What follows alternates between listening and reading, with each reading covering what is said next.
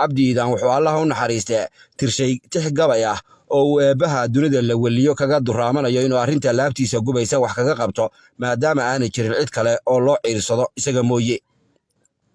waxaa la sheegay in xadhiggiisu ahaa xaqdarro iyo jawrfal, waxaana taliyihii xabsiga haystay uu ku yidhi, waar waadiga meesha muddada ka jiiq lahaaye cabdow maxaabiis badan baa saamaxaad iyo cafis lagu sii daynayaaye adiguna si aad u raacdo arji ama waraaq codsi ah soo qoro aan madaxweynaha kugu geeye. markii ninkii taliyaha ahaa hadalkaasi ka soo baxay afkiisa ayuu cabdi iidaan faarax yidhi, horta arji iyo codsiba waan qoranayaa, laakiin madaxweyne iyo qof ila mid ah uma qoranaye waxaan kula itaalayaa oo u qoranayaa eebbaha care edeg iskale ee kelida ah. waa gabay aad ka dhanansanayso aaminaadda keli ah ee cabdi iidaan u gaar yeelay eebbe iyo islaamnimadiisa qanjaha joogta ee qotada dheer. waxaana uu yidhi, ilaahan baahan ee loo baahan yow boqorkayow heedh, ilaaha weligii baaqiga noqdow boqorkayow heedh, ilaaha deeqsinimo loo baxshow boqorkayow heedh, ilaaha waaxidnimo loo bartow boqorkayow heedh, ilaahan xaq lagu beeninow boqorkayow heedh, ilaaha dunida baaraxa khalqow boqorkayow heedh, ilaahii inuu burburin sheegayow boqorkayow heedh, bini'aadmi waa meel sokee boqorkayow heedh, bismillaahi waa culustahee boqorkayow heedh, ilaahii dartii lagu baryow boqorkayow heedh, kolka bacadka yoomkiyo la tago belalqiyaama nin kastoo badraanihi markuu biidna tari waayo ilaaha xukunka keligii bogtow boqorkayow heedh, barjanno iyo cadaabtuu khalqigu igu bushaareeye badhba meeluu geeyaba markuu kala boqoolsiiyo ilaahii laba u kala baydhiyow boqorkayow heedh, bidhaantii kastaba kii arkow boqorkayow heedh, bad wax mara berriga waxa jiriyo buura dabadooda in bogliyo in baabaca dhigtiyo baalka lagu duulo bishmo nool allaha quudiyow boqorkayow heedh, biyo oday intuu iga khalqiyo biliq yaroo dhiiga bilcan dumara uurkeed intuu igu barwaaqeeyey barna aniga oon qabin isagaan igu bukaysiinin ilaaha nolosha igu soo baxshow boqorkayow heedh, baabaca addoon baan dhigtee boqorkayow heedh, boqolkaaga magac ee midla yaan baaqa maqashiine allahayow xadhigga sahal iiga bixi ku baryootame. markii uu ducadaasi gabayga ah ilaahay u sheegtay waxaa la sheegaa in cabdi iidaan faarax markiiba la sii daayey. mar kale ayaa la xidhay sida la sheegay, waxaana cabdi iidaan la sheegaa in la isaga soo dhigay xilli habeennimo ah oo uu marayay meel madow ayuu arkay qof sigaar u shidan yahay oo gidaar ku tiirsan. qofkii oo show ahaa meyd sigaar la shiday afka loo saaray oo la sugaayo cidda u timaadda si loo qabto ayuu ku yidhi aardabka idhi. cidi lama hadline askar baa ku soo kacday oo laba diblaysay, waxaana la yidhi adigaa dilay, sidii baana lagu xidhay.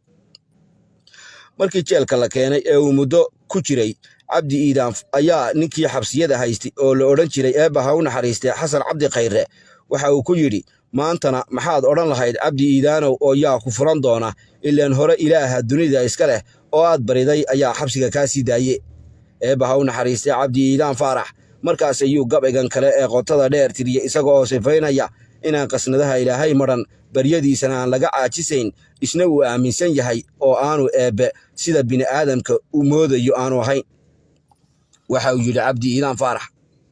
mar wax bixiye bini'aadan baa lagu maleeyaaye adigaan qasnadahaagu madhan oo mahada buuxaane adiguu ku soo magan galaa ruux madluumihiye kol haddii miciinow la yidhi meel kalaan jirin. maqhribkay cadceeddu dhacdiyo muuqashada waaga madowgiyo iftiinka isbeddela maalin iyo leylka madhabtii qur-aankaan bartiyo maxamed jaahiisa iyo magaca weyn ee carshiga yaan miskaansadaye haddana sacabadaydii madhnaa meesha soo dhigaye maantana ilaahow ifuro kuu martaanahay. allaha u naxariistay abwaan cabdi iidaan faarax islamarkiiba waa la sii daayey sidaa nagu maqaalaa. waxa uu ahaa abwaan iyo awliyada eebbe ee aan baryadooda la soo celin. wuxuu ahaa foolaadka maansanyahankii soomaalida. wuxuu sidoo kale leeyahay geeraaro fara badan, gabayo murti leh, isagoo cabdi iidaan hayb ahaan taxdhiga beesha arab shiikh isxaaq. kaalintii foolaadnimo ee uu ka qaatay silsiladii deeley isagoo ku lahaa 2 maanso oo ka mid ah kuwa ugu miisaanka iyo macnaha sareeya silsiladaasi. meerisyo ka mid ah waa maansadii uu ku lahaa habartii docdeediyo degalkay ku noolayd daruuruhu ku hooreen dadka wada helmoodo daad wararac bay tidhi, misna talada kuma darin inuu duud abaariyo degal lagu haraadiyo gobol lagu darleefiyo darxumooyin muuqdaan. dirqi ku nool u badan tahay danyartiyo shaqaaluhu daasad garawa goyn karin inuu duhur dalowgii dabadaha u suudalay dibjirkii ku maqan yahay waa ise dumara yeelkeed cabdi iidaan markii ay silsiladii deelay dabarrada goosatay ee cid kastaa soo gashay waxa uu ku soo xidhay gabaygii shiinley ee halxidhaalaha la furi waayey noqday ilaa haddana wuxuuna yidhi shibba waxaa dibnihii looga dhigay shar iyo khayr daayey